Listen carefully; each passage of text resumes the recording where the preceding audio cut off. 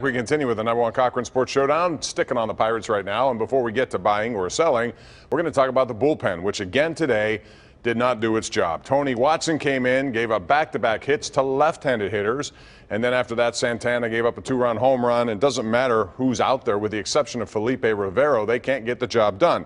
So, Ron, I want to ask you about 8 people in the bullpen. Why? Because I don't think he trusts any of them but Rivero. I mean, he's made that very clear the way he's used Rivero.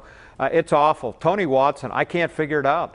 I don't know what's happened to him. Could he have hit the wall already? He was probably, in my opinion, the last couple of years before he took over the closer's role last year, the most dependable guy on their team. You could count on him to do his job every single night. Now he can't get anyone out. And I know couple bloop line drives tonight and then an infield single got him into trouble. But he's got to be able to put people away, and he's been awful. Hudson, they got $11 million invested in him. He's been awful. That's a big investment for them. And I'm an idiot because I thought the bullpen was going to be the strength coming in. I remember saying they're going to pitch lights out. Well, the only thing they're doing is turning the lights out on the season. Yeah, and I agree, Ron. I love the bullpen. I thought the bullpen was going to be great as well, so I'm another idiot here. And the fact that they've got, let's see, $17 million, I think, tied up in 3 guys who've done nothing for them in the pen, Watson, Hudson, and Antonio Bastardo. That's the biggest mistake of this season, personnel-wise. We can talk all we want about the shifting of outfielders or how they didn't get somebody to pick up the third base slack when they knew what was going to happen with Gung came down the pike. That bullpen has been a mess. They do only trust one guy. It's Felipe Rivero, and they have guys in there that are in there, at least in my opinion, only because of the salary that is still tied to them and the salary that will still have to be paid to them. And I'm looking directly at Antonio Bastardo as the key #1 member of that group. And Watson probably because they can't move him. Right. What are they going to get for him? Yeah, right, exactly. And Watson, my gosh, he looked coming off the mound today kind of like Sergei Bobrovsky did at the end of the Blue Jackets series. Just beaten, like I got no answers. I mean, you talk about they don't have confidence in the pitchers. Watson looked like a guy today who doesn't have any confidence in himself, and he probably shouldn't. I want to ask you about trade deadline coming up, Ron, and we're going to start here with 3 names: McCutchen, Watson, and Cole. Even though I don't think Cole is going to be dealt, they still have 2+ years, although it goes to arbitration with him.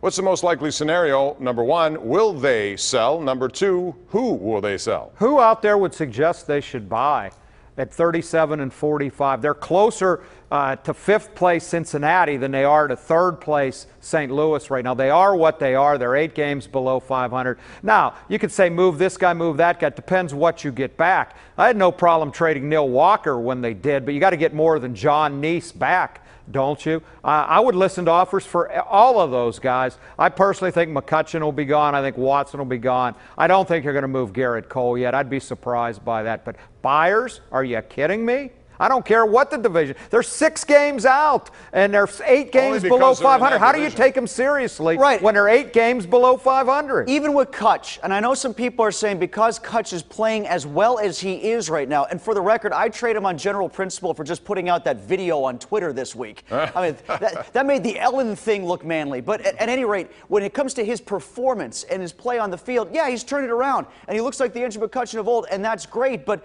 remember, those who are lauding Neil Huntington, in many cases, those who are lauding him for holding on to him and not trading him so they can reap these rewards so far this season, were also lauding him for putting him out there and making a shrewd move potentially in trading him. But now they could probably get way more than they could have back then. And if they do, I swear, if they hold on to Andrew McCutchen, they better exercise that option, because then why have you decided to hold on to him if it was just for the back end of a year where you're probably, like Ron said, going to finish no better than 4th place? Yeah, and I don't think we see the kind of big sweeping moves that some people would like to see before the trade deadline, guys. I think not just because they view it as this division is bad and they're still somewhat in the chase, but also because they can exercise that option on Andrew McCutchen and continue to rebuild some value in him, because we've only seen it for 1 month right now, and I doubt GMs across baseball are going to clamor at Neil Huntington's door to get what we've had from Andrew McCutchen for 1 month after the previous 18 months or whatever it may have been. I also think they hold on to Garrett Cole because they probably still look at him,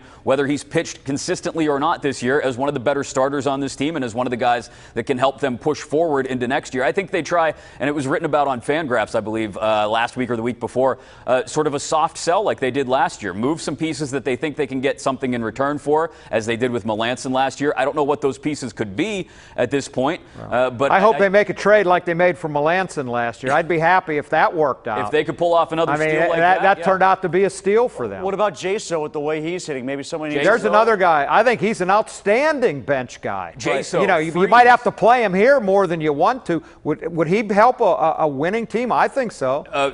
Not just Freeze, Jaso, Josh Harrison, as much as people don't want to hear that name, is one that I think right now he's probably at the top of his value.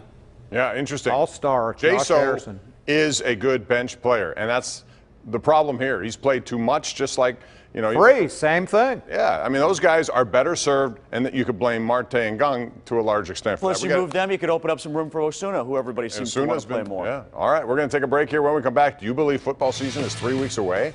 We're going to talk about Le'Veon Bell and what's going to happen with him. That's next, right here on the #1 Cochran Sports Showdown.